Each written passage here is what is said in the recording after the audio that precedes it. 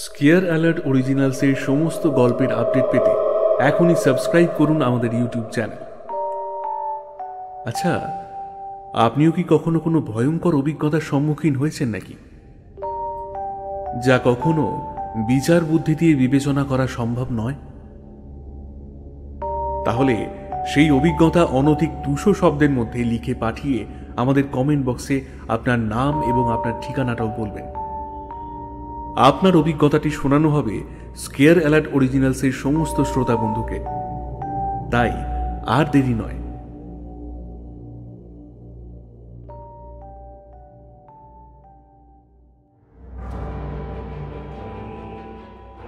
গ্রামের নাম জানা নেই, কাউকে চিনিও না। কল ঘরে গিয়ে দেখলাম বালতিতে জল তুলে রাখা আছে। মুখ হাত ধুয়ে নিলাম। মনটা চা চা করছিল, কিন্তু ওই শীতে হেঁসেলে ঢুকে চা বানাতে ইচ্ছে হলো না। আশেপাশে কোথাও চায়ের দোকান আছে নাকি দেখতে যাব ভাবছি, এমন সময় কড়কড় কড়াত করে বাজ পড়ল। চেয়ে দেখি আকাশ আবার কালো মেঘে ছেয়ে গেছে। মুষলধারে বৃষ্টি শুরু হয়ে গেল। যদিও শীতকালে বজ্রবিদ্যুৎ সহ বৃষ্টি খুব একটা দেখা যায় না, তবে প্রকৃতি কখন যে কি খেলা দেখায় তা বোঝা ভার। মেজাজটা খারাপ হয়ে গেল। শেষে নিজেই চা করতে যাব, এমন সময় ঝর্ণা বৌদি চায়ের কাপ হাতে রান্নার চালা থেকে বেরিয়ে এলো। আমি থ বনে গেলাম। ঝর্ণা বৌদি আমাকে কিছু বলার সুযোগ না দিয়ে বলল,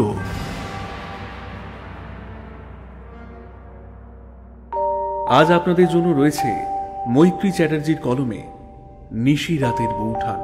শুনতে থাকুন আজকের গল্প।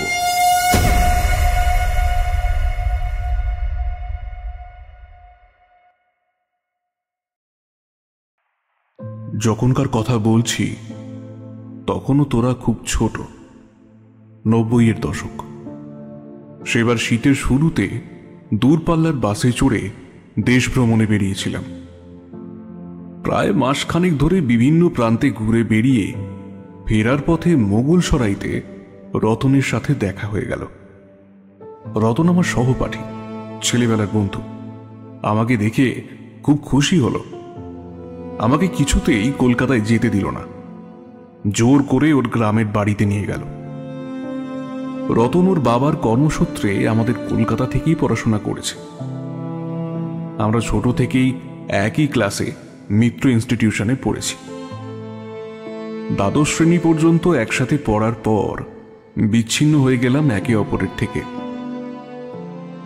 রিটায়ারের বছর দুয়েক আগে হঠাৎ রতনের বাবার লখনৌতে বদলির অর্ডার এলো। ওরা কলকাতা ছেড়ে চলে গেল। রতন বলেছিল নিয়মিত চিঠি লিখবে, টেলিফোন করে নতুন ঠিকানা, ফোন নাম্বার সব দিয়ে দেবে। শুধু তো 2 বছর, দেখতে দেখতেই কেটে যাবে। তারপর আবার কলকাতায় ফিরে আসবে। কিন্তু সে আর হলো না। রতন লখনৌ গিয়ে আমাকে ভুলে গেল, কোনো যোগাযোগ রাখলো না। প্রথম প্রথম খুব খারাপ লাগতো। তাও কলেজ, ইউনিভার্সিটি, চাকরি বাকরি ইত্যাদি নিয়ে ব্যস্ত হয়ে গেলাম। রতনের কথা ভেবে আর মন খারাপ হতো না। ওর কথা মনেও পড়েনি আর। তার বছর 10 পর হঠাৎ ওর সাথে অনাকাঙ্ক্ষিতভাবে দেখা হয়ে গেল। আমি অতীতের কোনো প্রসঙ্গ তুলিনি। ও নিজেই বলল, হ্যাঁ, আমি এখন এই গ্রামেই থাকি। কত জায়গায় তো ঘুরে এলি। হ্যাঁ, এবার আমার সাথে আমাদের গ্রামের বাড়িতে চল, কয়েকদিন না হয় থেকে আসবি ওখানে। শুনলাম চণ্ডীপুর ব্লকের একটা অখ্যাত গ্রামে ওর বাড়ি। বললাম, আমি আজ কলকাতায় ফিরে চাই, বুঝলি? তোর ঠিকানাটা দে, আমি সামনের উইকেন্ডে ঠিক চলে আসব। কিন্তু রতন কিছুতেই ছাড়ল না। ওর পীড়াপিড়িতে শেষ পর্যন্ত চণ্ডীপুর রওনা দিলাম। ট্রেন থেকে নেমে বাসে যেতে বেশ ভালোই লাগছিল। সেদিন শীতটা একটু জাঁকিয়েই পড়েছিল। বাসে তেমন ভিড়ও ছিল না। পৌষ মাস, বেলা শেষে নরম রক্তিম আলো ছড়িয়ে পড়েছে পথের দুপাশে থাকা গাছগাছালি, ক্ষেত খামার, মাঠঘাট, নদী নালার উপরে। দেখতে বেশ ভালোই লাগছিল। আমি মুগ্ধ হয়ে সেই সৌন্দর্য উপভোগ করছি, এমন সময় ঝুপ করে সন্ধে নেমে গেল। একে তো শীতের ছোটবেলা, তার ওপর গায়ে গঞ্জে চিরকালই তাড়াতাড়ি অন্ধকার নেমে যায়। কুয়াশায় ঢাকা পথের দুপাশে টিমটিমে গ্যাসবাতি আর বাসের হেডলাইটের আলোয় পরিবেশটা বেশ রহস্যময় লাগছিল।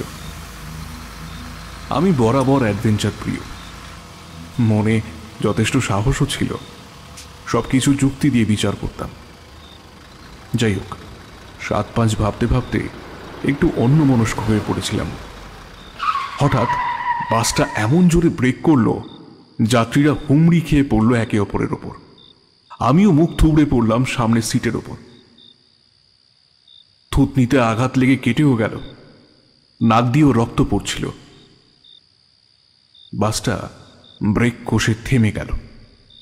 আমি জানলার ধারে বসেছিলাম, রতন আমার পাশেই ছিল, কিন্তু ব্যালেন্স হারিয়ে বাসের মেঝেতে ছিটকে পড়ে গেল।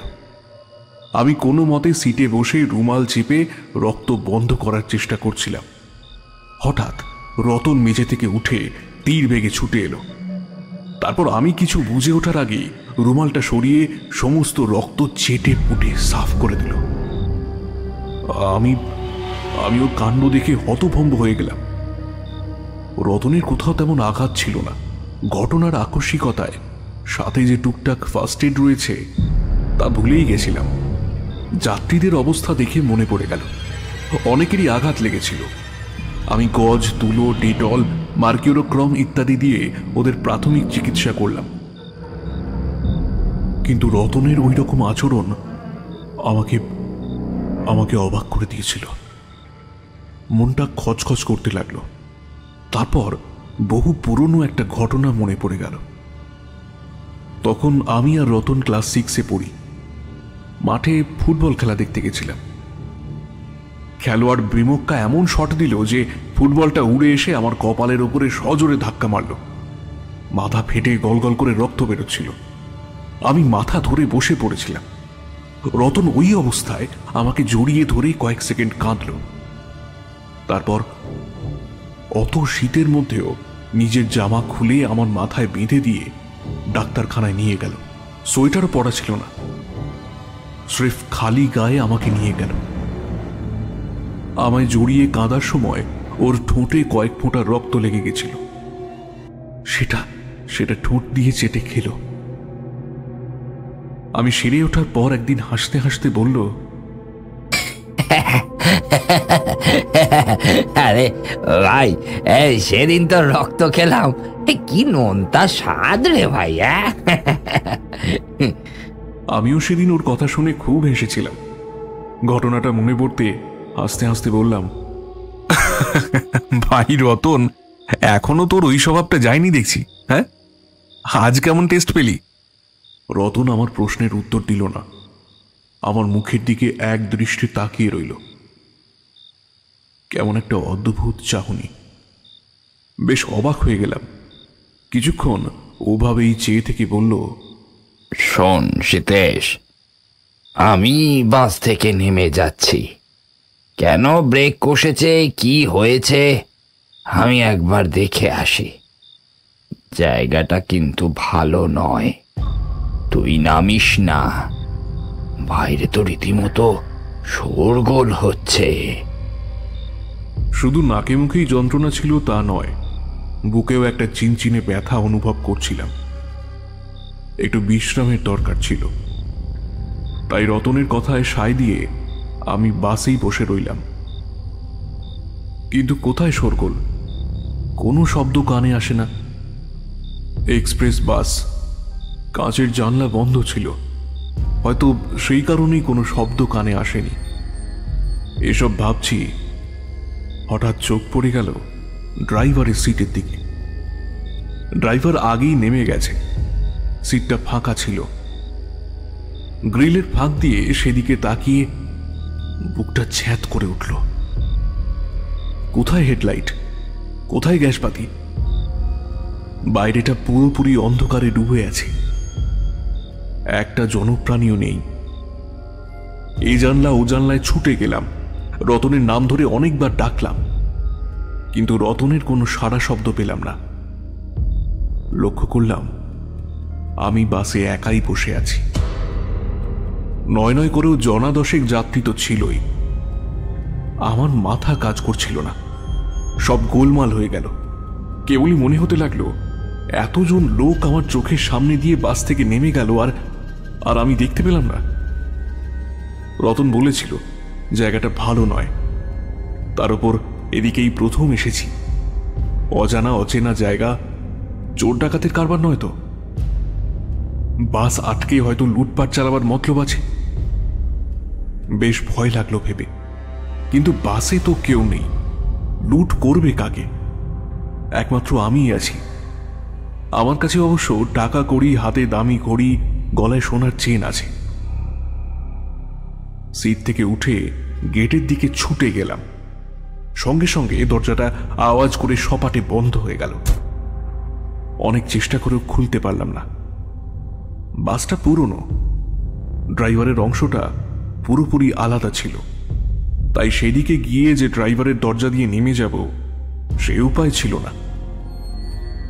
বাইরে গুটগুটে অন্ধকার, অথচ রতন যখন নেমে গেল তখনও বাসের হেডলাইট জ্বলছিল, এমনকি রাস্তাতেও আলো ছিল। হঠাৎ লোডশেডিং হয়ে গেলে টের পেতাম বই কি। তারপর খেয়াল হলো বাসের ভিতরের আলো নিভে গেছে। আমার গলা শুকিয়ে কাঠ হয়ে গেল। কি করব ভাবছি, এমন সময় বাসটা হঠাৎ চলতে শুরু করে দিল। আমি ভূত দেখার মতো চমকে উঠলাম। দরজা পাটে পাটে বন্ধ, কন্ডাক্টর বা যাত্রীরা কেউই ওঠেনি। ড্রাইভারের সিটে ড্রাইভারও নেই। তাহলে তাহলে কে কে কে বাস চালাচ্ছে? আমি ভয়ে চিৎকার করে উঠলাম। ভয় কথা আটকে যাচ্ছিল। ঢোক গিলে বললাম, কে কে কে বাস চালাচ্ছে? কে কে? সঙ্গে সঙ্গে রতনের গলা পেলাম। ভাই, আমি রতন। এই কোনো ভয় নেই, নিশ্চিন্তে বসে থাক তুই। একটা দুর্ঘটনা হয়েছে, তাই বাসটা আমি নিয়ে যাচ্ছি। রতনের গলা পেয়ে আমি হাঁপ ছেড়ে বাঁচলাম। রতন যে বাস চালাতেও জানে তাও বেশি আমার জানা ছিল না। শুনে বেশ আশ্চর্য হয়ে গেলাম। কিন্তু কি এমন দুর্ঘটনা ঘটেছে যার জন্য ড্রাইভার, কন্ডাক্টর কেউই এলো না? সত্যি অবাক কাণ্ড, বুঝলি?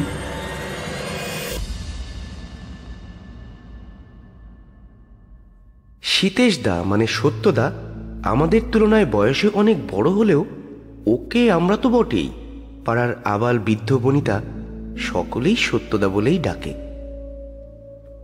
আমরা এখন বসে আছি পাড়ার মোড়ে ভজাদার চায়ের দোকানে। ভজাদার দোকানে সপ্তাহান্তে প্রতি শনিবারে একবার জমজমাটি গল্পের আসর বসে। তার সাথে চা, তেলে ভাজা, মুড়ির দারুণ কম্বিনেশন। সত্যদা প্রতি শনিবার বিকেলে ক্লাবে ঢু মারতে আসেন। তাস পেটানোর পর আমাদের নিয়ে ভজাদার দোকানে বসে গল্পের ঝুলি খুলে বসেন। আজ শনিবার সত্যদা এসে চা চপ সহযোগে গল্প শোনাতে বসেছেন যথারীতি। কোনো ব্যতিক্রম হয়নি। আমি, খোকন, পটলা, নীলু সত্যদাকে ঘিরে চা, তেলে ভাজা ইত্যাদি নিয়ে বসে আছি। আমরা সকলেই একই গায়ের ছেলে, শুধু পাড়াই আলাদা। পটলা বলল, হ্যাঁ, এই ঠান্ডায় আজ কিন্তু একটা সত্যি ভূতের গল্প বলতেই হবে সত্যদা, নইলে ছাড়বুনি। মন গড়া কাহিনী শোনালে চলবে নি কো। খোকন, নীলুও একই কথা বলল। আমি তো এক পায়ে খাড়া। সত্যদা বললেন, বেশ, তোদের আজ আমার জীবনের একটা ভয়ঙ্কর অভিজ্ঞতার কাহিনী শোনাবো। গল্প বলার ফাঁকে সত্যদা একটু দম নিলেন।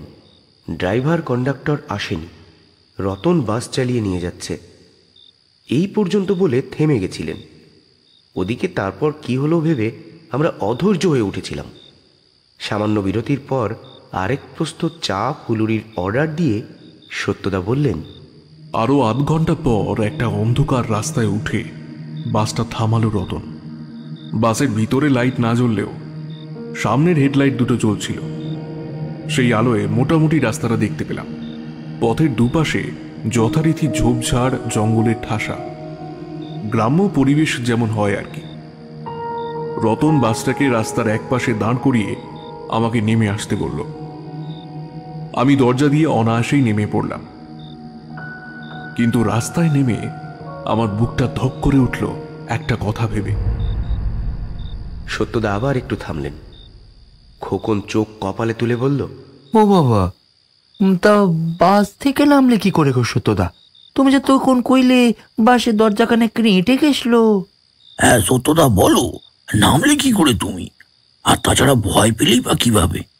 আমার প্রশ্নটা নীলু খোকন করে দিয়েছে, তাই আমি আর কিছু জিজ্ঞাসা করলাম না। সত্যদা ওদের ধমক দিয়ে বললেন, ওফ, বড্ড বেশি অধৈর্য হয়ে উঠিস তোরা। আর একটাও প্রশ্ন করলে আমি উঠে চলে যাব। আমি অনেক কষ্টে বুঝিয়ে সুঝিয়ে সত্যদাকে শান্ত করলাম। সত্যদা একটা বিড়ি ধরিয়ে ধোয়ার রিং ছাড়তে ছাড়তে বললেন,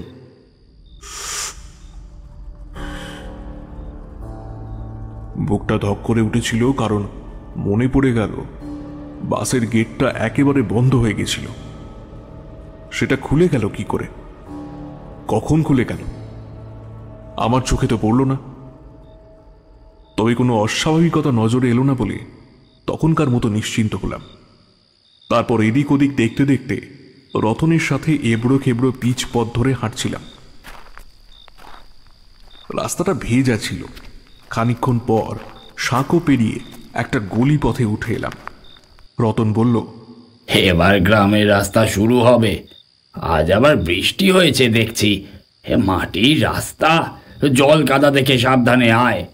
আমি পকেট থেকে টর্চ বের করে জ্বালাতে গিয়ে দেখি ব্যাটারি শেষ। নতুন ব্যাটারি ভরেছি বেনারসে থাকতে, 4-5 দিন আগে হবে। তেমন একটা ব্যবহারও হয়নি। তাহলে ব্যাটারিটা কিভাবে ডাউন হয়ে গেল ভেবে পেলাম না। তবে আকাশে চাঁদের ক্ষীণ আলো ছিল, তাই বিশেষ অসুবিধে হচ্ছিল না। যেতে যেতে মনে হলো ব্যাটার দোকানদারটা নির্ঘাত খারাপ ব্যাটারি দিয়েছে। মনে মনে ওর মুন্ডুপাত করতে করতে এগিয়ে চলেছি, এমন সময় একরাশ কালো মেঘ এসে চাঁদটাকে ঢেকে দিল। অন্ধকারে পথ চলতে বেশ অসুবিধেই হলো। আমি পিছিয়ে পড়েছিলাম, রতন আগে আগে এগিয়ে যাচ্ছিল। একসময় ও ঝোপঝাড়ের আড়ালে অদৃশ্য হয়ে গেল। তখনও আমি অনেকটা পিছনে। রতন কোন দিকে গেল বুঝতে না পেরে ওর নাম ধরে ডাকলাম, রতন, তুই কোথায়? নিজের গলার আওয়াজ প্রতিধ্বনিত হয়ে নিজের কানেই ফিরে এলো। রতনের কোনো সাড়া না পেয়ে আমি মহা ফ্যাসাদে পড়ে গেলাম। অচেনা জায়গা, রাস্তায় কোনো লোকজনও ছিল না। পাড়া গায়ে কেই বা শখ করে রাস্তায় থাকবে এই ঘোর শীতের রাতে? তার উপর আবার বৃষ্টিও হয়েছে। রতনের কথা ভেবে খুব রাগ হলো। রতন আমাকে কেন এভাবে একা ফেলে এগিয়ে গেল? অত হনহন করে হেঁটে যাওয়ার দরকার কি ছিল? ওর কি জোর বাজছে পেয়েছে? তাই হবে বোধহয় ভেবে হাসি পেল। কিন্তু আমি অন্ধকারে চলতে গিয়ে কখনো হোঁচট খাচ্ছি, কখনো আবার জল কাদায় পিছলে যাচ্ছি। পড়ে গেলে কোমর ভেঙে যাবে। তবু চেষ্টার ত্রুটি রাখিনি। অন্ধকার হাতড়েই এগিয়ে গেলাম। কিন্তু রতনের বাড়ি কোন দিকে, কতটা দূরে, তা আমার জানা ছিল না। এমন সময় পিছন থেকে সাইকেলের ঘন্টির আওয়াজ হলো। আমি পিছন ফিরে তাকালাম। দেখলাম খড় বোঝাই একটা ভ্যান রিক্সা আমাকে সরে যেতে বলছে। আমি লোকটাকে দেখে খানিক স্বস্তি পেলাম। রতনের নাম বলে ওর বাড়ির ঠিকানাটা জানতে চাইলাম, কিন্তু লোকটা কোনো জবাব দিল না। আমার মুখের উপর হ্যারিকেনের আলো ফেলে ভালো করে দেখে ভ্রু কুঁচকে জিজ্ঞেস করলো, কার নাম কইলেন বাবু? রতন? এই নামে এনে কেউ তো থাকেনি। অবশ্যই নতুন লোক হইলি বাড়ির খোঁজ দিতে পারবো নি। তা বাবু, আপনারেও তো কখনো এই গ্রামে দেখিনি। আপনি কি শহর থেকে আসছেন? হ্যাঁ, আমি শহর থেকে এসেছি, বন্ধু রতনের বাড়িতে যাব বলে। বাসের ঘটনা কিছুই জানালাম না। ওসব কথা চট করে কেউ বিশ্বাস করবে না, উল্টে পাগল ভাবতে পারে। তাই ভ্যানওয়ালার সাথে আর বেশি কথা বাড়ালাম না। রতনরা এখানে কবে এসেছে, ওর বাবার রিটায়ারের পর থেকেই এখানে আছে নাকি নতুন এসেছে, কিছুই জানা ছিল না। বললাম, আচ্ছা ভাই, আমি খুঁজে নিচ্ছি। ভ্যানওয়ালা যাবার আগে চাপা স্বরে বলে গেল, সাবধান বাবু, জায়গাটা ভালো নয় গো। এই একই কথা রতনও বলেছিল। কি যে বলতে চায়, কেন ভালো নয়, কিচ্ছু মাথায় এলো না। বেশি না ভেবে সামনে এগিয়ে গেলাম। একটু দূরে ছায়া ছায়া মতো কতগুলো ঘর বাড়ি দেখা যাচ্ছিল। দেখে ভাবলাম ওদিকে গিয়ে রতনের খোঁজ করলে ঠিক সন্ধান পাওয়া যাবে। সেই মুহূর্তে কেউ পিছন থেকে এসে আমার কাঁধে হাত রেখে বলল, আরে এই ওই দিকে কোথায় যাচ্ছিস রে হতভাগা? এই আমার বাড়ি এই দিকে, আমি একটু এগিয়ে গেছিলাম। তুই নতুন অতিথি বলে কথা, তাই বাড়িতে জানিয়ে এলাম। রান্না বান্না, অতিথি আপ্যায়ন সব যাতে ঠিকঠাক হয় সেদিকে খেয়াল রাখতে হবে তো নাকি? আয় আয় আয়। রতনের কথায় আমিও হেসেই ফেললাম। অবশেষে মোড় ঘুরে গাছপালায় ঘেরা একটা সুন্দর দোতলার মাটির বাড়ির সামনে গিয়ে হাজির হলাম। খড়ের চালের দোতলা মাটির বাড়ি, মাটির নিকোনো দাওয়া, নিকোনো উঠোন, তুলসী মঞ্চ, মাটির উঠোন সব মিলিয়ে সুন্দর জমজমাট গ্রাম্য কুটির। আমি তোলা জলে হাত পা ধুয়ে দাওয়ায় এসে বসতেই হেঁসেল থেকে মাথায় কাপড় চাপা দিয়ে রতনের বৃদ্ধা মা বেরিয়ে এলেন। তার পিছু পিছু লম্বা ঘোমটা টানা একজন গৃহবধূও এলো। শুধু ঠোঁট আর সোনার নথ পরা নাকের কিছুটা অংশ দেখতে পেলাম মাত্র। রতন পরিচয় করিয়ে দিয়ে বলল, এই যে আমার গিন্নি ঝর্ণা, হালে বিয়ে করেছি। ঝর্ণা বৌদি আরো লজ্জা পেয়ে একেবারে চিবুক অব্দি ঘোমটা টেনে দিল। আমি হাসলাম। তবে রতনের মাকে বিধবার বেশে দেখে খারাপ লাগলো। বুঝলাম কাকাবাবু আর বেঁচে নেই। অনেকটা রাত হয়ে গেছিল। রতনের মা বউ আমার খাতির যত্নের কোনো ত্রুটি রাখলেন না। খাওয়া দাওয়ার এলাহি আয়োজন দেখে চক্ষু চড়ক গাছ হয়ে গেল। তৃপ্তি করে খেয়ে একটা পান চিবোতে চিবোতে ঘরে গিয়ে ঢুকলাম। আমার থাকার ব্যবস্থা হয়েছিল দোতলার ঘরে। রতন নিচের তলায় ওদের শোয়ার আয়োজন করছে দেখে বললাম, দোতলায় তো আরো ঘর আছে, সেগুলোর কোনোটায় আমি থাকলেই তো পারতাম। নতুন বিয়ে হয়েছে, তোমাদের ঘরে আমার থাকার ব্যবস্থা করলে কেন? এই ভারী অন্যায় কিন্তু। না না ঠাকুরপো, কি হয়েছে জানেন তো, বাকি ঘরগুলো না বহুদিন ঝাড়পোছ কিছু করা হয়নি কো। কি অবস্থা, অনেকটা রাত তো হয়ে গেল। বলি কি, আমি না হয় কাল আপনারে অন্য একটা ঘর ভালো করে ঝাড়পোছ করে দেব। আজ আপনি এইখানেই শুয়ে পড়েন, কেমন? আমিও তাই দোতলার ঘরেই শুয়ে পড়লাম। নতুন জায়গা, নতুন বিছানা, তাই ঘুম আসছিল না। শুয়ে শুয়ে এলোমেলো চিন্তা করছিলাম। তারপর একটু তন্দ্রা মতন এলো। আমি লম্ফ নিভিয়ে শুয়ে পড়লাম। ভালোই ঘুমোচ্ছিলাম। হঠাৎ খট করে আওয়াজ হলো। তারপরেই মহিলার গলায় কান্নার শব্দ পেলাম। কেউ ডুকরে ডুকরে কাঁদছে। আমি ধড়মড় করে বিছানায় উঠে বসলাম। তারপর বিছানা থেকে নেমে দরজার শিকল খুলে সোজা বারান্দায় এলাম। কান্নার আওয়াজটা আরো স্পষ্ট হলো। কান পেতে শুনে বুঝলাম আওয়াজটা দোতলার শেষের ৩ নম্বর ঘর থেকে আসছে। সেদিকেই পা বাড়ালাম। আমার পাশে আরো একটা ঘর, তারপর একদম শেষে ৩য় ঘর। কিন্তু ঘরের সামনে গিয়ে দাঁড়াতেই কান্নার আওয়াজটা থেমে গেল। ঘরের মাথায় লাল রং দিয়ে লেখা ছবি ঘর। আমি অবাক হয়ে গেলাম ঘরের নাম দেখে। ছবি ঘর মানে তো সংগ্রহশালা, মানে আর্ট গ্যালারি। রতনের মাটির কুটিরে আর্ট গ্যালারি আছে। কিন্তু যতদূর জানি রতনের কোনো কালে ছবি আঁকা বা সংগ্রহ করার কোনো শখ ছিল না। তবে কি কাকাবাবুর? তাই হবে হয়তো, কিন্তু কান্নার আওয়াজটা আমি স্পষ্ট শুনেছি 3 নম্বর ঘরের ভিতর থেকে কান্নার শব্দ আসতে। এদিকে ঘরটা খুলে দেখার উপায় ছিল না, তালা দেওয়া ছিল। ওই তালা দেখি মনে হলো, দুষ কি সব ভাবছি, ঘরটা তো বন্ধ, ওর ভিতরে কে কাঁদবে?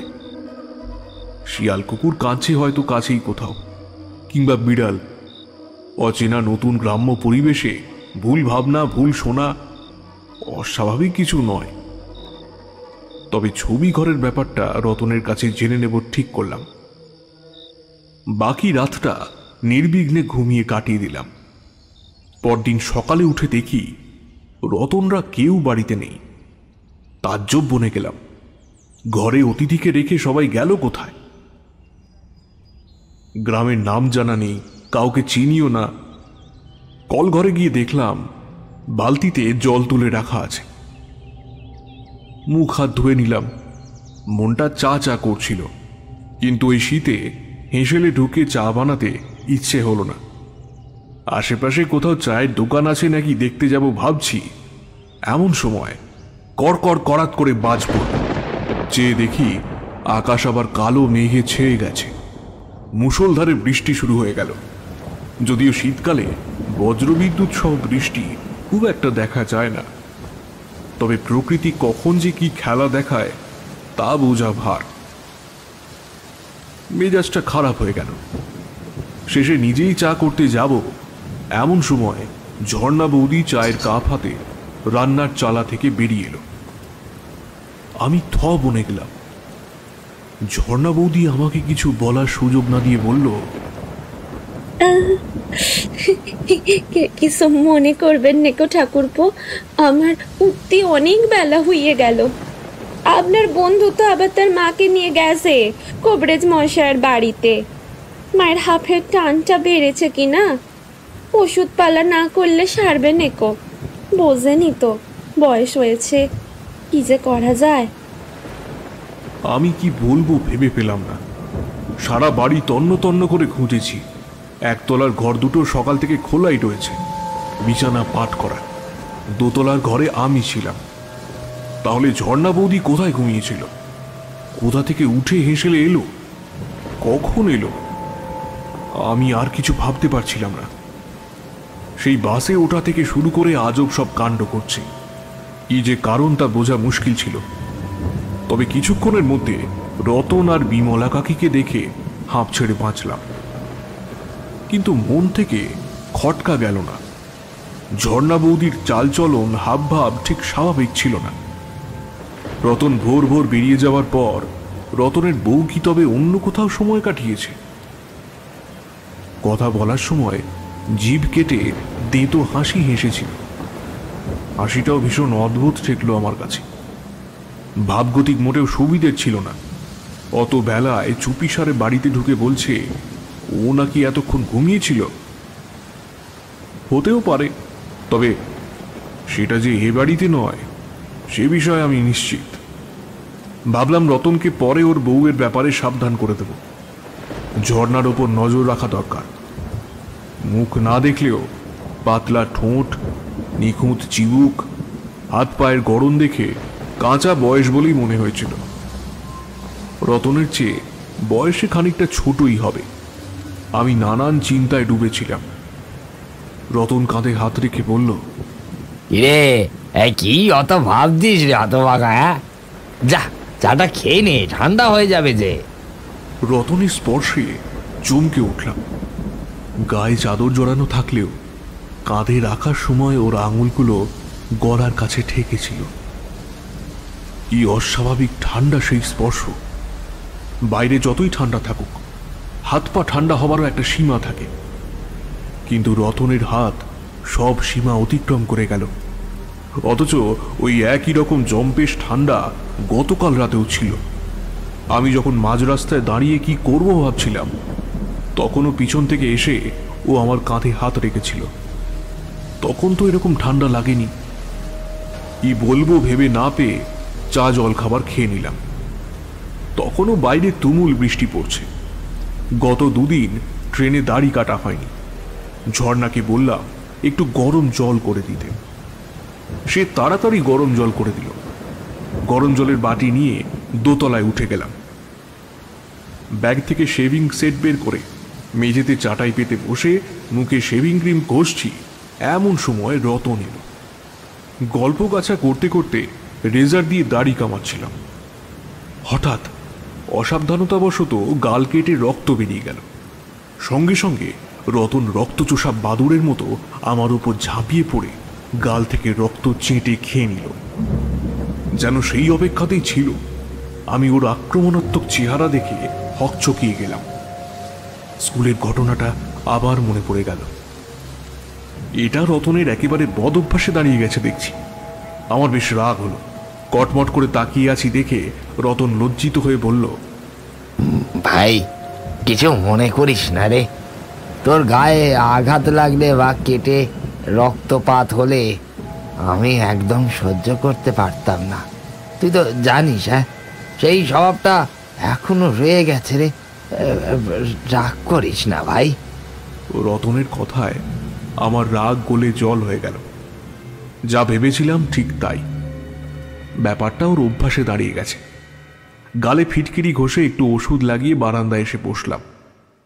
বৃষ্টি কমলেও আকাশ বর্ষার কালো মেঘে ছেয়ে আছে। আমাকে লম্ফ জ্বালিয়েই সব কাজ সারতে হচ্ছে। দিনের বেলা বলে মনেই হচ্ছিল না। রতনের তাতে কোনো হেলদোল ছিল না।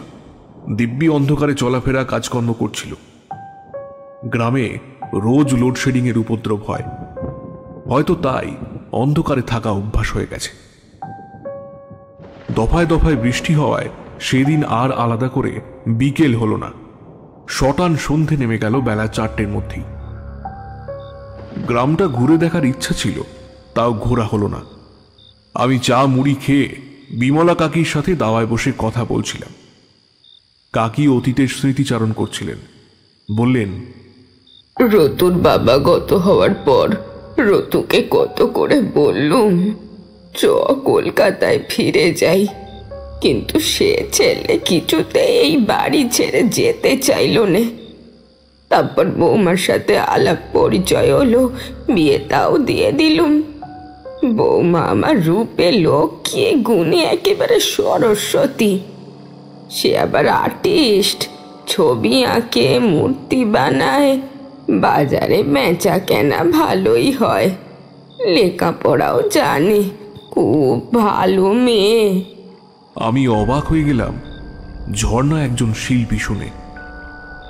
ওপরের ওই ছবি ঘরটা তাহলে ঝর্ণা বৌদির? কাকিকে জিজ্ঞেস করলাম। কাকি বললেন, হ্যাঁ বাবা, ওই ঘরটা রতন বৌমার জন্যই তৈরি করে দিয়েছে। আমি দাওয়ায় বসে হাঁ করে রতনের বউয়ের প্রশংসা শুনছিলাম। এমন সময় আমার চোখ চলে গেল হেঁসেলের দিকে। দেখলাম অন্ধকারে কি যেন জল করছে। প্রথমে জোনাকি পোকা মনে হলেও কয়েক সেকেন্ডের মধ্যে বুঝতে পারলাম ওগুলো জোনাকি নয়, 4-4টে জ্বলন্ত চোখ। আমি চেঁচিয়ে কাকিকে ডেকে দেখালাম। কাকি আমাকে অবাক করে দিয়ে বললেন, কই রে বাপ, আমি তো কিছু দেখছি নে, তুই ভুল দেখেছিস। কাকির চোখ খারাপ ভেবে আমি সাহস করে একটা চেলা কাঠ নিয়ে ওদিকে গেলাম। কিন্তু কোথায় চোখ? কিছুই ছিল না। আমি আশ্চর্য হয়ে গেলাম। হতাশ হয়ে বেরিয়ে আসছি, এমন সময় ভিতর থেকে কারা যেন হাসল, ভীষণ বিশ্রী হাসি।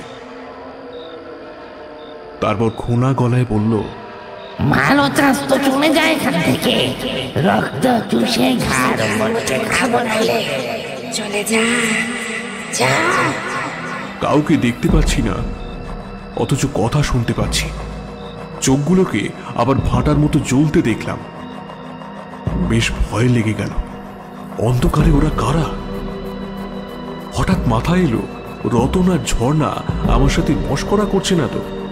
কথাটা মনে হতেই ছুটে এসে ওদের ঘরে উঁকি দিলাম।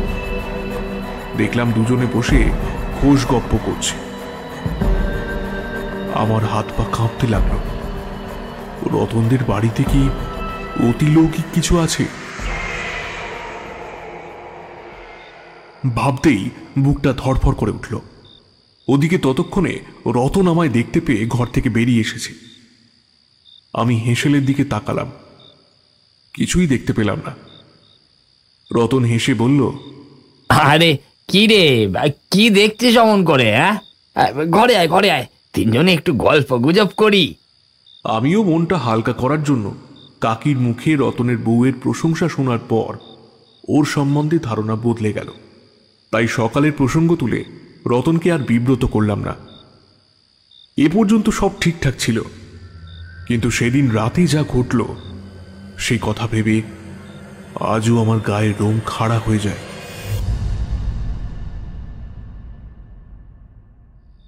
রাতে খাওয়া দাওয়া হয়ে গেলে আমি নিচের ঘরে শোবার কথা বললাম, কিন্তু রতন ঝর্ণা কেউই রাজি হলো না।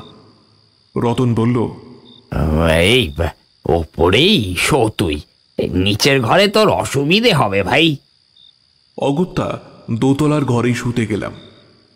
পরের দিন ভোর ভোর উঠে একটু ঘোরাফেরা করে দুপুরের ট্রেনে কলকাতায় চলে যাব বলে ঠিক করেছিলাম।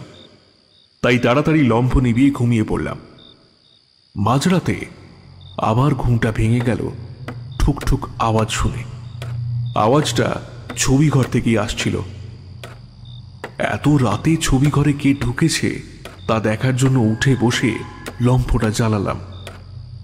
আলোটা একটু কমিয়ে বিছানা থেকে নেমে মেঝেতে পা দিতেই খাটের তলা থেকে কেউ আমার পা টেনে ধরল।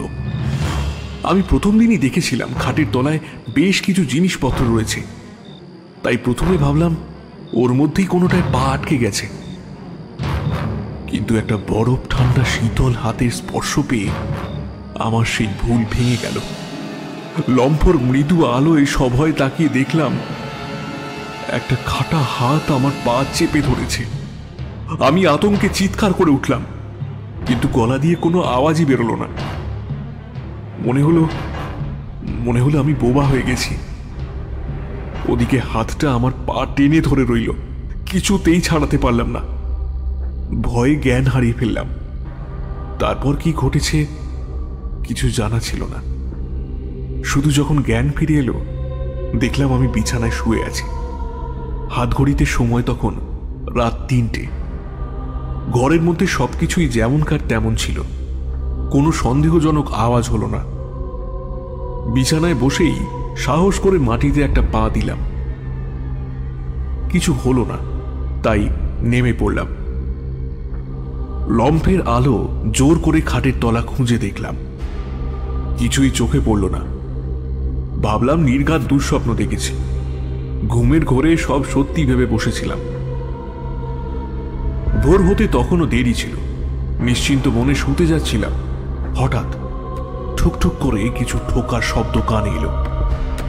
মনে হলো কেউ হাতুড়ি দিয়ে কিছু ঠুকছে। পরক্ষণেই মেয়েলি গলায় কান্নার শব্দ শুনলাম। আমি দ্রুত দরজা খুলে বারান্দায় বেরিয়ে এলাম। স্পষ্ট টের পেলাম ঠুকঠুক আওয়াজ আর কান্নার শব্দ ছবি ঘর থেকেই আসছে। আমার শিরদাঁড়া দিয়ে তখন হিমেল স্রোত বইছে। চোখের সামনে দেখতে পাচ্ছি ছবি ঘরের ফাঁসকলে তালা ঝুলছে, অথচ ভিতরে ওটা কিসের শব্দ হচ্ছে? কে কাঁদছে অমন করে ফুঁপিয়ে ফুঁপিয়ে? আমি পাগলের মতো দরজার কড়া নেড়ে জানতে চাইলাম, ভিতরে কে আছেন? সারাদিন কে আপনি? বন্ধ করে আটকা পড়লেন কিভাবে? ঘরের চাবি কোথায় জানেন কি? জানলে বলুন, আমি খুলে দিচ্ছি। চাবি আমি আগেও খুঁজে দেখেছি। খুব কৌতূহল হয়েছিল ওই ঘরে ঝর্ণা বৌদির হাতে তৈরি কিরকম ছবি বা মূর্তি আছে তা দেখার। ছবি ঘরে তালা দেওয়া কেন রতনকে জিজ্ঞেস করেছিলাম। ও বলেছিল যে ও ঘরে এখন আর কিছুই নেই, ছবি মূর্তি যা ছিল সব বিক্রি হয়ে গেছে। ঝর্ণা নতুন কিছু বানালে তখন ঘরটা আবার খোলা হবে। কিন্তু রতনের কথা আমার বিশ্বাস হয়নি, তাই ছবি ঘরে ঢোকার কৌতূহল আরো বেড়ে গেল। আমি ওদের চোখ এড়িয়ে সারা বাড়ি তন্ন তন্ন করে চাবিটা খুঁজেছিলাম। নানান অছিলায় ওদের একতলার ঘরগুলোতেও ঢুকেছিলাম, কিন্তু কোথাও চাবি খুঁজে পাইনি। তাই বন্ধ ঘরে যে মহিলা কাঁদছিল তাকেই চাবির কথা জিজ্ঞেস করলাম, কিন্তু কোনো উত্তর এলো না। তবে সেই ঠুকঠুক শব্দ আর কান্নার আওয়াজ কিন্তু বন্ধ হলো না। আমি হতভম্ব হয়ে ছবি ঘরের সামনে দাঁড়িয়ে রইলাম। যে কাঁদছে সে কি আমার কথা শুনতে পাচ্ছে না? আমি নিছকই প্রশ্ন করলাম, কিন্তু ঠুকঠুক আওয়াজটা কিসের? আমি হাল ছাড়ার পাত্র ছিলাম না। কেন রতন আমায় মিথ্যে বলেছে? ও ঘরে কি আছে আমাকে তা জানতেই হবে। আমি আবার চাবি খোঁজা শুরু করলাম। আমার মন বলছিল চাবি আশেপাশেই কোথাও আছে, শুধু আমার চোখে পড়ছে না। আমি দোতলার ঘরের খাটের তলা থেকে শুরু করে পাশের ঘরের ভাঙা সিন্ধুক অবধি তল্লাশি চালালাম, কিন্তু চাবি পাওয়া গেল না। হতাশ হয়ে ছবি ঘরের দিকে যাচ্ছি, হঠাৎ ক্যাচকুচ শব্দ করে ছবি ঘরের দরজাটা খুলে গেল। আমার তখন প্রায় ভিড়মি খাবার অবস্থা। বিনা চাবিতে কি করে দরজাটা খুলতে পারে? সামনে গিয়ে দেখলাম মরচে পড়া খোলা তালাটা কড়ায় ঝুলছে। একটু আগেও কড়া নেড়েছি, ফাঁস কলে তালা ছিল। কে তবে তালা খুলেছে? রতন বা ঝর্ণা উঠে এলো নাকি আমাকে লুকিয়ে ঘরটা খুলতে? তাই যদি হয় তাহলে এত লুকোচুরি কিসের? সবকিছুই খুব অস্বাভাবিক আর সন্দেহজনক মনে হলো। আমি ছবি ঘরে না ঢুকে বাইরে থেকে উঁকি মেরে দেখার চেষ্টা করলাম। ঝর্ণা এসে থাকতে পেরে ভেবে গলা খাঁকারি দিয়ে জিজ্ঞেস করলাম, রতন এলি নাকি? কিন্তু রতন বা ঝর্ণা কারোর কোনো সাড়া শব্দ পাওয়া গেল না। কান্নার আওয়াজ আর ঠুকঠাক শব্দ হয়েই চলেছে তখনও। আমি লম্ফ নিয়ে ইষ্টনাম জপতে জপতে ছবি ঘরে প্রবেশ করলাম। ঘরে ঢোকার সাথে সাথে লম্ফটা একবার দপ করে জ্বলে উঠে একেবারে নিভে গেল। তেল ফোরাবার কথাই নয়, কাকি শুতে আসার আগেই তেল ভরে দিয়েছেন।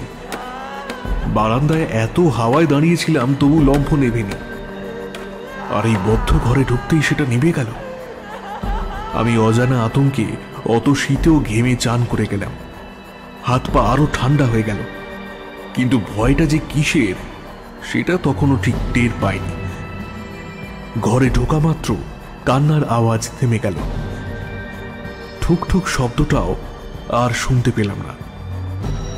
আমি অন্ধকার হাতড়ে পাগলের মতো ছবি, মূর্তি ইত্যাদি সরিয়ে আতিপাতি করে খুঁজতে লাগলাম, কিন্তু কাউকে কোথাও পেলাম না। তবে রতন যে আমায় কি পরিমাণ মিথ্যে বলেছে তার প্রমাণ হাতে নাতে পেয়ে গেলাম। অন্ধকারে চোখ সয়ে আসতেই টের পেয়েছিলাম ঘরের অর্ধেক অংশ জুড়ে নানান মাপের মূর্তি ও ছবি সাজানো রয়েছে, কিন্তু কান্নার আওয়াজ আর ওই ঠুকঠুক শব্দ ওগুলো আর শোনা যাচ্ছে না কেন? খানিকক্ষণের মধ্যেই মনে হলো ছবি ঘরে কারা যেন ফিসফিস করে কথা বলছে, কিন্তু কে বলছে, কি বলছে তা বোঝা গেল না। সম্ভব অসম্ভবের মাত্রা অতিক্রম করে গেছিল। আমি আর ও ঘরে থাকা সমীচীন মনে করলাম না। রতনের বাড়িতে যে সাংঘাতিক কোনো রহস্য লুকিয়ে আছে তা ভালোভাবেই টের পেলাম, কিন্তু তখনকার মতো ঘর ছেড়ে বেরিয়ে এলেও সেই রহস্যের কিনারা করব বলে মনস্থির করেছিলাম। কি এত লুকোচ্ছে রতন আমার কাছে? ছবি ঘরে কে কাঁদে, কারা ফিসফিস করে? আমি গেলেই কেন সেই কান্না বন্ধ হয়ে যায়? সবকিছু জানা দরকার ছিল। তাই পরের দিন বাড়ি ফিরে যাওয়ার পরিকল্পনা বাতিল করে দিলাম। আমাকে ওই ছবি ঘর চুম্বকের মতো টানছিল। কে তালা খুলে দিল? এমন কি আছে ছবি ঘরে যার জন্য এত লুকোচুরি, এত মিথ্যাচার? রতনকে চেপে ধরে লাভ নেই জানতাম, কাকিও মুখ খুলত না। বাকি ছিল রতনের বউ ঝর্ণা। ওকে জিজ্ঞেস করলে কি আদৌ কিছু জানা যাবে? সেও ওই একই মিথ্যে বলবে। অগত্যা কিছু না জানার ভান করে চুপচাপ থাকলাম। ভোরে উঠে যথারীতি আগের দিনের মতোই কাউকে দেখতে পেলাম না। রতন কি আবার কবরেজের কাছে গেল কাকিকে নিয়ে? কিন্তু কাকি তো দিব্যি সুস্থ ছিল গতকাল ওষুধ খেয়ে। নাকি মাঝরাতে আবার বাড়াবাড়ি হলো। ঝর্ণাকেও দেখতে পেলাম না। একই ঘটনার পুনরাবৃত্তি দেখে বেশ বিরক্ত বোধ করলাম। হঠাৎ মনে হলো এই সুযোগে একবার ছবি ঘরে গেলে কেমন হয়। দিনের আলো ফটফট করছে। সেদিন আর বৃষ্টি হয়নি, চমৎকার রোদ উঠেছিল। আমি দোতলায় উঠে গেলাম। গিয়ে দেখি ছবি ঘর বন্ধ। না আছে কারো কান্নার আওয়াজ, না আছে কোনো ধাতব শব্দ। ভাবলাম নিশ্চয়ই কোনো গভীর ষড়যন্ত্র চলছে আমাকে নিয়ে এই বাড়িতে। মাঝরাতে দরজা খুলে রাখছে, সকালে বন্ধ করে বেরিয়ে যাচ্ছে। ষড়যন্ত্র ছাড়া আর কি? রতন বদলে গেছে, আগের মতো সাদা সিধে আর নেই। তাই কোনো কুমতলবে আমাকে ওর বাড়িতে এনে হাজির করাটা অস্বাভাবিক কিছু নয়। রহস্যের কিনারা করে আর দরকার নেই। পাত্তারি গুটিয়ে এই সুযোগে এখান থেকে পালিয়ে যাওয়ার সিদ্ধান্ত নিয়ে নিলাম। চট করে ব্যাগ আর সুটকেসটা গুছিয়ে নিয়ে তরতর করে সিঁড়ি বেয়ে নিচে নেমে এলাম। কিন্তু সদর দরজার চৌকাঠে পা দিতেই দোতলার বারান্দা থেকে চিৎকার, চেঁচামেচি, কান্নাকাটির শব্দ ভেসে এলো। এ ভগবান, হায় হায় হায়, কি হলো?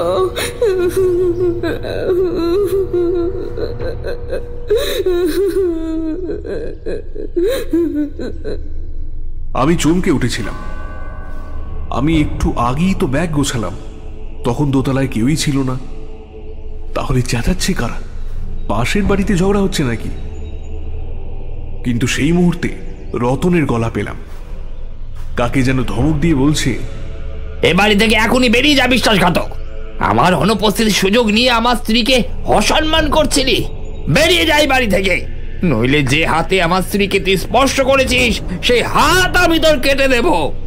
প্রথমে নিজের কানকে বিশ্বাস করতে পারছিলাম না। তারপর সত্যি সত্যি একটা অচেনা লোকের গলার আওয়াজ পেলাম। লোকটা বলল, ঠিক আছে, আমি চলে যাচ্ছি, কিন্তু আমি আবার আসব। ওই মূর্তিটা আমার চাই চাই। আর যেদিন আসব, মূর্তির সাথে সাথে তোর বউকেও তুলে নিয়ে যাব। আমি তবু নিজের গায়ে একবার চিমটি কেটে পরখ করে দেখলাম আদৌ জেগে আছি নাকি স্বপ্ন দেখছি। কিন্তু অবিশ্বাস্য মনে হলেও সজাগ ছিলাম। তাই আমি আর কিছু ভাবার সময় পেলাম না। লোকটা কে, কি উদ্দেশ্যে এসেছে তা জানা জরুরি ছিল। সেই মুহূর্তে আবার রতন হুঙ্কার দিয়ে বলে উঠল, shut up and get out. ব্যাপারটা মোটেও সুবিধের নয় বুঝে আমি ব্যাগ সুটকেস নিচে রেখে ওপরে উঠে গেলাম। কার এত সাহস যে ঝর্ণার গায়ে হাত তোলে, তুলে নিয়ে যাবার নোংরা কথা বলে? লোকটাকে এমন উচিত শিক্ষা দেব যে এবারই ছায়া মারাতেও ভয় পাবে। কিন্তু বারান্দায় কাউকে দেখতে পেলাম না। কেউ থাকলে নিচ থেকেই দেখতে পেতাম। ছবি ঘরের সামনে গিয়ে মাথা ঘুরে গেল। ওখান থেকেই আওয়াজ আসছিল। খানিক আগেই দেখে গেলাম ঘরটা বন্ধ, অথচ তখন দেখলাম হাট করে খোলা রয়েছে। ভিতরে রতনের সাথে কারো তুমুল ঝগড়া হচ্ছে। ঝর্ণা কান্নাকাটি করছে। আমার মাথা গরম হয়ে গেল। হুঙ্কার দিয়ে বললাম, বৌদি, আপনি বাইরে চলে আসুন, কোনো ভয় নেই। আমি এসে গেছি, আর চিন্তা করতে হবে না। আমি সব শুনেছি। কার এত সাহস যে আপনাকে স্পর্শ করে? রতন, লোকটাকে আটকে রাখ, আমি ব্যবস্থা করছি। কিন্তু ঘরে ঢুকতে না ঢুকতেই লোকটার কান ফাটানো আর্তনাদ ভেসে এলো। আমি ছুটে গিয়ে দেখি লোকটার একটা হাত ঘরের মেঝেতে খসে পড়ে গেছে। দেখলাম রতন দায়ের এক কোপে হাতটাকে নামিয়ে দিয়েছে। রক্তাক্ত দা উঁচিয়ে রতন হাসতে হাসতে বলছে, রক্তের স্বাদ নন্তা, আমি খেতে পারি, চমৎকার। আমি তোর রক্ত খাবো, আমি তোর রক্ত খাবো শয়তান, আমি তোর রক্ত খাবো।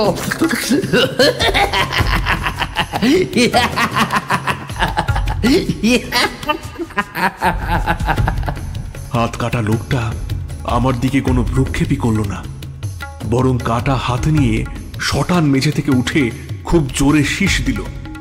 সঙ্গে সঙ্গে ছবি ঘরের একটা বিশাল ফটো ফ্রেমের আড়াল থেকে দুটো লোক বেরিয়ে এসে রতনকে চেপে ধরল। তারপর একটা দৃশ্য দেখে আমার বুকের ধুকপুকানি এত বেড়ে গেল, মনে হলো হৃৎপিণ্ডটা এক লাফে গলার কাছে উঠে আসবে। দেখলাম হাত কাটা লোকটার নির্দেশে আরো দুটো লোক কোথা থেকে এসে ঝর্ণা বৌদিকে জোর করে উঠিয়ে নিয়ে যাওয়ার চেষ্টা করছে। আমি লোক দুটোকে মারতে গেলাম, কিন্তু ওরা যেন আমাকে দেখতেই পেল না। মারার মুহূর্তে টের পেলাম আমি ওদের দেখতে পাচ্ছি, অথচ কাউকে ছুঁতে পারছি না, এমনকি রতনকেও না। তবে ওসব নিয়ে তখন অত ভাবার সময় ছিল না। ঝর্ণা বৌদিকে লোকটার হাত থেকে বাঁচাতে হবে, এটাই মাথায় করছিল। কিন্তু আমি ঝর্ণা বৌদিকে রক্ষা করব কি করে? একদিকে দেখছি ঝর্ণা বৌদি দায়ের কোপে নিজেই নিজের গলা কেটে ফেলেছে, আবার দেখছি আমার ঠিক পিছনেই ঝর্ণা বৌদি দাঁড়িয়ে আছে, কাঁদতে কাঁদতে লোকটাকে বলছে,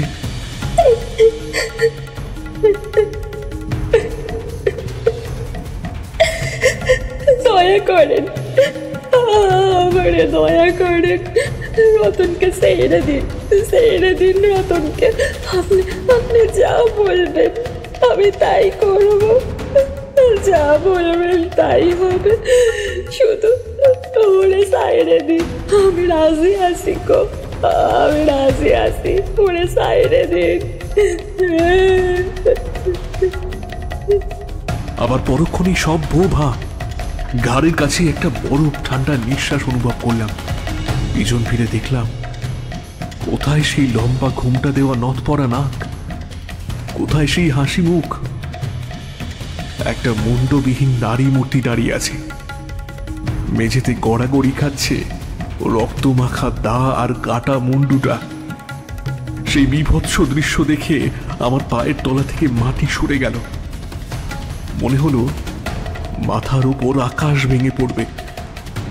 খটকা লাগলো, আমি আদৌ বেঁচে আছি তো? রতনকে ডাকতে গিয়ে দেখি রতনের চোখ মুখের চেহারাও আমূল বদলে গেছে। সেই চেহারার বর্ণনা দেওয়ার ভাষা আমার নেই। কতগুলো দুষ্কৃতীর আক্রমণে একটা মানুষকে চোখের সামনে কিভাবে যে কিম্ভূত কিমাকারে পরিণত হতে দেখলাম তা বলে বোঝাতে পারবো না। যা দেখলাম তা কি সত্যি নাকি মিথ্যা, স্বপ্ন নাকি বাস্তব? অতীতে চলে গেছি নাকি বর্তমানেই দাঁড়িয়ে আছি? ধারণা করতে পারলাম না। আমার চারপাশটা অন্ধকার হয়ে গেল, চোখে আবছা দেখছিলাম। হয়তো আবার জ্ঞান হারাতাম। কিন্তু সেই মুহূর্তে থরে থরে সাজানো মূর্তিগুলোর আড়াল থেকে হঠাৎ ঝর্ণা বৌদির অপার্থিব কণ্ঠ ভেসে এলো, ঠাকুরপো সাবধান। আর ঠিক তখনই সিঁড়িতে অন্তত জনাচারেক লোকের উঠে আসার দুমদার দুমদাম শব্দ শুনতে পেলাম। আমি বিপদ বুঝে ছবি ঘরের এক কোণে রাখা একটা বড় মূর্তির আড়ালে লুকিয়ে পড়লাম। ছবি ঘরের দরজাটা আপনা থেকেই বন্ধ হয়ে গেল। দরজার বাইরে পায়ের শব্দ পেলাম। আমার শ্বাস নিতে কষ্ট হচ্ছিল, তবু দাঁতে দাঁত চিপে বসে থাকা ছাড়া আর কোনো উপায় ছিল না। দরজা খোলার ক্যাচ ক্যাচ শব্দ পেলাম। হুড়মুড়িয়ে চারজন লোক ঢুকে এলো। বাইরে থেকে যতটুকু আলো আসছিল তাতে তাদের মুখগুলো দেখে আমি স্তম্ভিত হয়ে গেলাম। খানিক আগে দেখা অতীত প্রাকৃত দৃশ্যের কথা মনে পড়ে গেল। যাদের দেখেছি ওরাই তারা। আমার বুকে তখন হাতুড়ির ঘা পড়ছে। ফের নিজের অস্তিত্ব নিয়ে সন্দেহ হলো। ওদিকে দলনেতার নির্দেশে লোকগুলো মূর্তি আর ছবিগুলোকে সরিয়ে সরিয়ে কি যেন খুঁজতে লাগলো। দলনেতার একটা হাত কাঁধ থেকে কাটা, শুধু শার্টের হাতাটা ঝুলে আছে। লোকটা বলল, বিষে আর পদা তো আমার সামনেই লাশ দুটোকে পড়েছিল, কিন্তু সেদিন রাতেই বাড়ি ফেরার পর কে বা কারা ওদেরকে মেরে দিল। এখন আমি নিজেও তো বুঝতে পারছি না মূর্তি দুটো কোন দিকে রেখেছে। সবগুলো একই রকম দেখতে লাগছে, অথচ সেদিন তো এরকম দেখতে লাগছিল না। লোকটার কথা শেষ হতে না হতেই ছবি ঘরটা হঠাৎ দুলে উঠল। ঘরটা বনবন করে ঘুরছে নাকি আমার মাথা ঘুরছে তা বোঝার আগেই একটা হাড় হিম করা ঘটনা ঘটে গেল। সত্যদার গল্পের মাথামুন্ডু কিছুই বুঝতে পারছিলাম না আমরা। এরকম অভিজ্ঞতা আবার কারো হয় নাকি? ভাবলাম সেই কোন যুগের কথা, কিছুটা সত্যি আর বাকি কিছুটা অতিরঞ্জিত করে বিবরণ দিতে গিয়ে নির্ঘাত অতীত, বর্তমান, বাস্তব, পরাবাস্তবকে একসাথে গুলিয়ে ফেলে ভুলভাল বকছে। কোনো ঘটনা ঘটার আগে আবার কাউকে দেখা যায় নাকি? এসব নিছক কল্পনাতেই হয়, অথচ এ নিয়ে কিছু বলতে গেলেই সত্যদা চরম খেপে যাবে। অন্তত গা ছমছম করা ভূতের গল্প হিসাবে কাহিনীটা খাসা, আমাদের যথেষ্ট ভয় লাগছিল। তবুও মন গড়া কাহিনী ভেবেই গোগ্রাসে গিলতে লাগলাম। কি অত মুখ চাওয়াচাই করছিস? আমার কথার বিশ্বাস হচ্ছে না বুঝি? আগে শেষটা শোন, তারপর সত্যি কি মিথ্যে বিচার করিস। সত্যদার কথা শুনে আমরা একটু লজ্জায় পড়ে গেলাম। ইনিয়ে বিনিয়ে বললাম, না সত্যদা, কি ভয়ঙ্কর অভিজ্ঞতা হয়েছে তোমার সেটাই ভাবছিলাম, তুমি বলো। বেশ, শোন তবে। ঘরটা বনবন করে ঘুরছিল, সাথে সাথে মূর্তি আর ছবিগুলো দুলে উঠল। লোকগুলো সবাই পিছিয়ে গেল দরজার দিকে, কিন্তু দরজাটা সপাটে এত জোর বন্ধ হয়ে গেল যে ওরা হাজার চেষ্টা করে খুলতে পারল না। এরপর আরো অবিশ্বাস্য একটা ঘটনা ঘটল। নির্দিষ্ট দুটো মূর্তি থেকে হঠাৎ চারটে কদর্য হাত বেরিয়ে এলো। হাত কাটা লোকটার দলের লোকেদের সর্বাঙ্গ আঁচড়ে ছিঁড়ে ফালা ফালা করে দিল। তারা শেষ আর্তনাদটুকু করারও সুযোগ পেল না। রক্তে ভেসে গেল গোটা ঘরটা। হাত কাটা লোকটা ভয়ে কাঁপতে কাঁপতে মূর্তি দুটোর পায়ের কাছে পড়ে করজোড়ে কাকুতি মিনতি করে বলতে লাগলো, আমায় ক্ষমা করে দে রতন, তোর বউকে অসম্মান করার শাস্তি আমি পেয়েছি। আমি আমার একটা হাত হারিয়েছি। আমি আর ওই মূর্তিটা চাই না। না না না, ওর মধ্যে যা কিছু আছে সব তোরই ছিল, তোরই থাকলো। আমি আর পেতে চাই না। আমাকে ছেড়ে দে রতন। বাকি জীবনটা আমি সৎভাবে কাটাবো, আর কোনো খারাপ ধান্দা করবো না। ছেড়ে দে রতন, দয়া কর। উত্তরে চারপাশ থেকে কেবল অট্টহাসির শব্দ ভেসে এলো, কিন্তু কাউকে দেখা গেল না।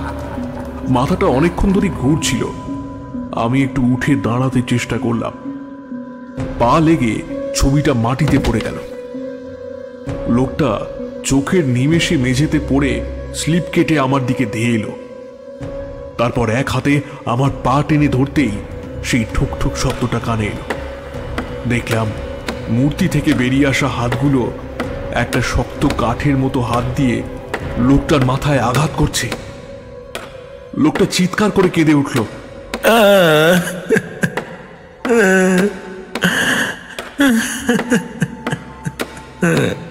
কাটা হাতটাকে দেখে ফের ক্ষমা প্রার্থনা করতে লাগলো। অতৃপ্ত আত্মার শক্তির বলে কাটা হাতটা হঠাৎ জীবন্ত হয়ে লোকটার গলা চেপে ধরল। এমন সময় রতনের অতিলৌকিক কণ্ঠস্বর ভেসে এলো, রক্তের স্বাদ নোনতা, খেতে বড় ভালো। শয়তান, পাপিষ্ঠ, এবার তোর মুন্ড ছিঁড়ে রক্ত খাবো। কেউ বাঁচাতে আসবে না তোকে। সঙ্গে সঙ্গে দুটো ছায়া মূর্তি বেরিয়ে এলো মূর্তির ভিতর থেকে। রতন আর ঝর্ণা বৌদির বিভৎস বিকৃত চেহারা দেখে আমি কেঁদে ফেললাম। এই শয়তানটা আমার আর ঝর্ণার জীবনটাকে একেবারে শেষ করে দিয়েছে। ও টাকার লোভে আমাদের দুজনকে মেরে এত বছর ধরে এই মূর্তির ভিতরে লুকিয়ে রেখেছে। ঝর্ণার তৈরি ছবি মূর্তি বেচে আমাদের অনেক প্রসার হয়েছিল, বিস্তর টাকা জমিয়েছিলাম আমরা। এই শয়তানটা সব কেড়ে নিয়ে ঝর্ণাকে ভোগ করতে চেয়েছিল। একদিন রাতে আমি এই ঘরে বসে ঝর্ণার ছবি আঁকা দেখছিলাম। মা বাড়িতে ছিলেন না, প্রতিবেশীদের সাথে পাশের গাঁয়ে যাত্রা দেখতে গেছিলেন। ওরা সেই সুযোগে হঠাৎ দলবল নিয়ে জানলা বেয়ে ছাদে উঠে ঘরে ঢুকে পড়ল। এ ঘরে যে একটা দা বটি থাকে তা ওরা জানতো না। ঘরে ঢুকেই আমাকে মারতে মারতে বলল, মূর্তিটা আমায় দিয়ে দে, না হলে মেরে ফেলবো। ওদিকে শয়তানটা ঝর্ণার সাথে জবরদস্তি করছিল। আমি কোনো মতে নিজেকে ছাড়িয়ে দায়ের এক কোপে ওর হাত কেটে দিলাম। ওর শাগরেদরা ওই দা দিয়েই আমাকে কুচি কুচি করে কেটে ফেলল। ঝর্ণা গলা কেটে আত্মহত্যা করলো নিজেকে বাঁচাতে। মরার পর প্রতিশোধ নিতে শয়তানটাকে মেরে ওর রক্ত খাবো ঠিক করেছিলাম। রক্তের নেশা আমায় পেয়ে বসেছিল, তাই মরার পর রক্ত দেখলেই ঝাঁপিয়ে পড়তাম। শুনেছিলাম হত্যাকারী লোকটা ছবি, মূর্তি ইত্যাদি বেচাকেনার দালালি করত। রতন ওকে বন্ধু ভেবেছিল, কিন্তু ও শেষে শত্রুতা করল। রতন আর ঝর্ণা জমানো টাকা পয়সা, গয়নাগাটি একটা মূর্তির ভেতর লুকিয়ে রেখেছিল। কিন্তু শয়তান দালালটা কিভাবে যেন ওই ধনসম্পদের সন্ধান পেয়ে গেছিল। লোকটা ছিল অত্যন্ত লোভী এবং লম্পট। ঝর্ণাবতীর ওপর ওর কুনজর পড়েছিল। রতন ও ঝর্ণার শোকে পাথর হয়ে গেছিলেন বিমলা কাকি। শেষে উনিও আত্মহত্যা করেছিলেন। তারপর একসময় খরার প্রকোপে গ্রামবাসীরা গ্রাম ছেড়ে পালিয়ে গেল। তাই রতনদের খোঁজ দেবার কেউ ছিল না। গ্রামটা পরিত্যক্ত হয়ে পড়েছিল বহুকাল। তাই লোকমুখে শোনা যায় জায়গাটা ভালো নয়। তবে মোগলসরাই থেকে রতনের আত্মা আমায় টেনে নিয়ে এসেছে, এই কথা হয়তো অনেকেই অবিশ্বাস করবে। বিশেষ করে ওই বাসের ঘটনাটার কোনো ব্যাখ্যা আজও আমি পাইনি। তাছাড়া হাত কাটা লোকটা ছবি ঘরে আমার পা ধরে ফেলে দেবার চেষ্টা করলেও কাটা হাতটা কেন কিভাবে খাটের তলা থেকে আমার পা টেনে ধরেছিল সেটাও ব্যাখ্যার ঊর্ধ্বে ছিল। অতীতে যা কিছু ঘটে গেছে ছবি ঘরে এসে আমি সেই সব দৃশ্যই দেখেছিলাম। এমনকি যা ঘটতে চলেছে সেই ঘটনাও প্রত্যক্ষ করেছি। বিভিন্ন অতিলৌকিক ঘটনার মাধ্যমে আমাকে অতীতের ইঙ্গিত দিতে চেয়েছিল রতন। তাই সে আমাকে ওর বাড়িতে নিয়ে গিয়েছিল। রতন আমাকে ওর জমানো টাকা পয়সা, ওর ওই ছবি ঘরের দায়িত্ব সবকিছু আমাকে দিতে চেয়েছিল। আমি ভারাক্রান্ত মনে বসেছিলাম এই মর্মান্তিক কাহিনী শোনার পর। কোনো দিকে হুঁশ ছিল না। অতৃপ্ত আত্মারাও কিছুক্ষণের জন্য থমকে গেছিল যেন। শয়তান লোকটার কথা ভুলেই গেছিলাম। লোকটা সুযোগ বুঝে নিজেকে মুক্ত করে আমায় মেরে পালাবার তাল করছিল। তখনই ঝর্ণা বৌদির কবন্ধ মূর্তি লোকটার সামনে এসে দাঁড়ালো।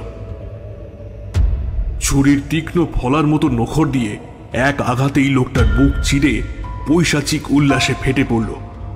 রতন ততক্ষণে লোকটার পিঠ থেকে খাবলা খাবলা মাংস তুলে খেতে শুরু করে দিয়েছে। লোকটার গগন বিদারী আর্তনাদ আর রতনের অতিপ্রাকৃত অট্টহাসিতে থরথর করে কেঁপে উঠল রতনদের গোটা বাড়িটা। হাসতে হাসতে লোকটার মুন্ডু চিরে দুফাক করে দিল রতন।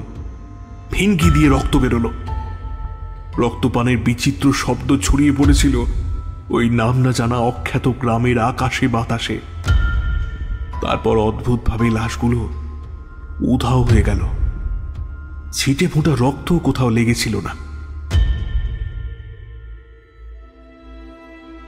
এরপর ঝর্ণা বা রতনকে আর কখনো দেখা যায়নি। আমি রতনের ইচ্ছে পূরণ করেছিলাম ওর বাড়ি আর ছবি ঘরের দায়িত্ব নিয়ে। ভিন গাঁ থেকে লোকজন এসে ধীরে ধীরে ওই গ্রামে বসতি করে তুলেছে। তবু গ্রামটি আজও অখ্যাত রয়ে গেছে, কোনো নাম নেই। আজ যেখানে বসে গপ্প বলছি, এটাই সেই গ্রাম। আমার যে বাড়িটা দেখছিস, এটা রতনের বাড়ি। আমাদের গ্রামে বসতি আছে, কোনো নাম নেই, যে যার মতো কাল্পনিক নামে ডাকে। ভেবে দেখ ঠিক বলছি কিনা। সব শুনে আমরা স্তম্ভিত হয়ে গেলাম, কিছু বলার ভাষা খুঁজে পেলাম না। অবিশ্বাসের আর কোনো জায়গায় রইল না যে আমাদের গ্রামের সত্যি আজও কোনো নাম নেই। যে যার মতো গভীর ভাবনায় ডুবে গেলাম। আচমকা আমাদের চমকে দিয়ে সত্যদা বলে উঠলেন, শোন, কাল রোববার আমি বাড়িতেই থাকব। আমার ছবি ঘরে তোদের নিমন্ত্রণ রইল। সকাল সকাল তোরা সবাই বজাকে নিয়ে চলে আসিস, কেমন? কথাটা বলেই সত্যদা উঠে পড়লেন। ভজাদা, আমি, বাকিরা সকলেই ফ্যাল করে চেয়ে রইলাম সত্যদার চলে যাওয়ার পথের দিকে।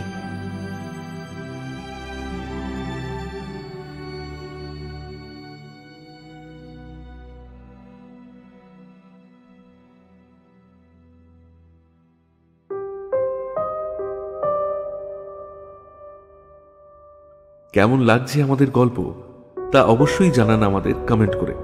ফিরে আসছি ঠিক আগামী সপ্তাহে আরও একটি ভয় নিয়ে। ততক্ষণের জন্য সবাই ভালো থাকুন এবং গল্প শুনুন।